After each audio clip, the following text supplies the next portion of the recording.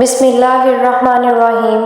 السلام علیکم ناظرین، آج کی ویڈیو میں ہم آپ کو بتائیں گے کہ امام حسین علیہ السلام نے جس شیر کو پالا تھا وہ شیر کہاں سے آیا تھا، اور پھر یہ آزاد کیا ہوا شیر کربلا میں امام حسین علیہ السلام کی شہادت کے پاس کیسے پہنچا، اور اس نے یزیدی فوج کے ساتھ کیا کیا۔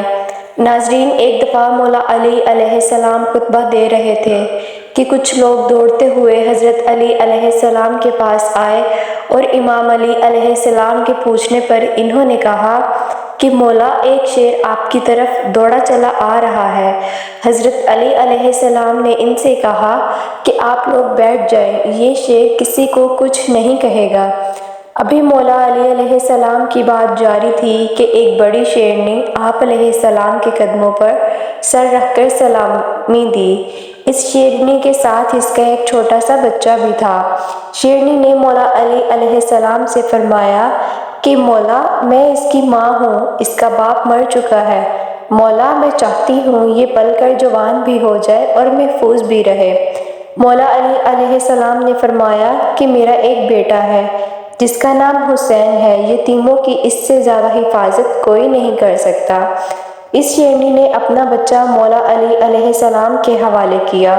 حضرت علی علیہ السلام نے فرمایا، اے حسین، اس شیر کے بچے کو آپ لے جائیں۔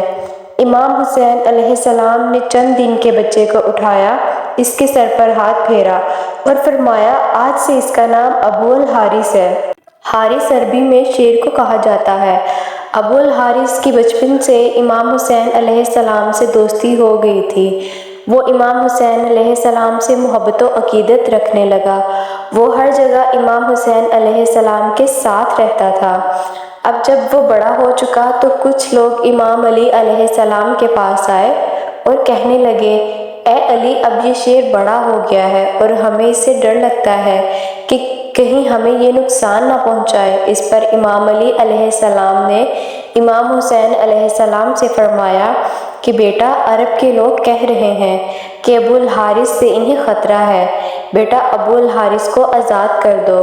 یہ سنتے ہی امام حسین علیہ السلام کی آنکھوں میں آنسو آ گئے، آنکھیں بھر گئیں، اور انہوں نے امام علی علیہ السلام سے کہا، جی۔ ابا جان نے فرمایا، بیٹا آج کا دن کیا کرو گے؟ اس پر امام حسین علیہ السلام نے فرمایا، بابا جان دیکھیے، شام ہو گئی ہے، یہ وقت کسی کو گھر سے نکالنے کا نہیں ہے۔ جب امام حسین علیہ السلام تہجد کے وقت شیر کو خوراک دینے کے لیے گئے تو ابو الحارث نے کہا کہ مولا، آج اتنی جلدی؟ اس پر امام حسین علیہ السلام نے سارا واقعہ ابو الحارث کو بتایا۔ ابو الحارث نے کہا، ٹھیک ہے مولا، میں جاتا ہوں، لیکن ایک شرط ہے، زندگی میں ایک دفعہ آپ سے ملاقات ضرور ہو۔ ناظرین، روایات میں ہے کہ امام حسین علیہ السلام نے کہا کہ 10 محرم 61 ہجری کی تاریخ یاد رکھنا، میدان کربلا سے تمہیں ایک آواز آئے گی، اس آواز پر آ جانا، مجھ سے ملاقات ہو جائے گی۔ ابو الحارث نے پوچھا، مولا، آواز کون دے گا؟ امام حسین علیہ السلام نے روتے ہوئے کہا کہ میری 4 سال کی بیٹی تمہیں آواز دے گی، یا پھر اماں فیضہ۔ آج بھی وہ مقام کربلا میں موجود ہے جہاں سے بی بی فیضہ نے شیر کو آواز دی تھی۔ ابو الحارث کو آزاد کرتے ہوئے امام حسین علیہ السلام نے اس سے کہا تھا کہ تم ملک عراق کے جنگل نینوا میں چلے جاؤ، وہاں کا شیر بادشاہ مر چکا ہے، تم وہاں جا کر بادشاہی کرو۔ یوں ابو الحارث نے امام حسین علیہ السلام کے حکم پر مدینہ چھوڑا۔ ناظرین، یوم عاشوراء کی شام جب امام حسین علیہ السلام کو شہید کر دیا گیا، عمر بن سعد نے جب حکم دیا کہ امام حسین علیہ السلام کی لاش مبارک پر گھوڑے دوڑائے جائیں، یہ آواز سنتے ہی اہل حرم میں قیامت برپا ہو گئی۔ بی بی فیضہ حضرت بی بی زینب خاتون سلام اللہ علیہا سے کہنے لگیں، اے بی بی، رسول اللہ صلی اللہ علیہ وآلہ وسلم کے ایک صحابی سمندر میں سفر کر رہے تھے کہ ان کی کشتی ٹوٹ گئی۔ وہ لکڑی کے تختے کا سہارا لے کر ایک جزیرے میں پہنچا۔ اس ویران جزیرے میں اس کا سامنا ایک شیر سے ہوا۔ وہ صحابی شیر سے کہنے لگا، مجھے نقصان نہ پہنچانا، میں رسول خدا کا غلام ہوں۔ اس پر شیر نے اسے مارنے کی بجائے صحیح راستے پر پہنچا دیا۔